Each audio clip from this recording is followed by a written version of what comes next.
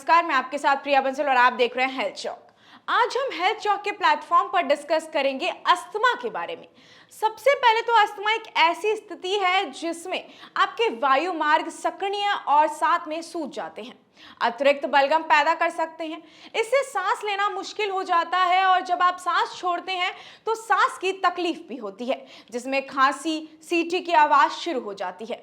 ऐसा माना जाता है कि अस्थमा आनुवंशिक और पर्यावरणीय कारणों से संयोजक के कारण होता है। कुछ लोगों के लिए अस्थमा एक मामूली परेशानी होती है, पर कुछ लोगों के लिए एक बड़ी समस्या भी बन जाती है, क्योंकि अस्थमा के लक्षण एक व्यक्ति से दूसरे व्यक्ति में भी भिन्न प्रकार से जाते हैं, जो दैनिक गतिविधियों के हस्तक्षेप करती है और जीवन के लिए खतरनाक अस्थमा का दौरा पड़ सकता है। अस्थमा को ठीक नहीं किया जा सकता, लेकिन इसके लक्षणों को नियंत्रित किया जा सकता है, क्योंकि अस्थमा अक्सर समय के साथ बदलता रहता है। यह एक महत्वपूर्ण है कि आप अपने लक्षणों को ट्रैक करने के लिए अपने डॉक्टरों के साथ काम करें और आवश्यकतानुसार अपना उपचार करें। अब जानते हैं कि अस्थमा के लक्षण क्या क्या हो सकते हैं। सबसे पहले तो अस्थमा के संकेत और लक्षण लगातार परेशान करने वाले होते हैं।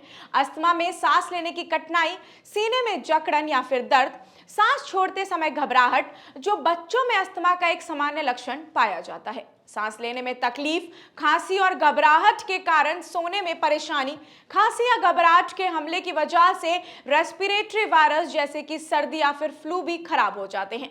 यदि आपको अस्थमा है तो आपको अस्थमा ट्रिगर्स के संपर्क में आने से बचना होगा और हर संभव प्रयास करने की जरूरत भी है।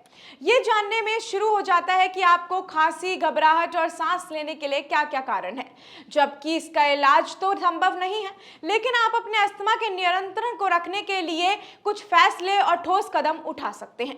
जैसे कि अस्थमा में बचाव के लिए कुछ सावधानियां बरतना बहुत ज्यादा जरूरी है, जैसे कि किसी भी प्रकार के धुएं से बचें, तंबाकू या फिर अगरबत्ती, मोमबत्ती या फिर आतिशबाजी के धुएं से भी आपको दूर रहने की आवश्यकता है। जुकाम से बचें और रोजाना आपको एक्सरसाइज करने की भी बहुत ज्यादा जरूरत है।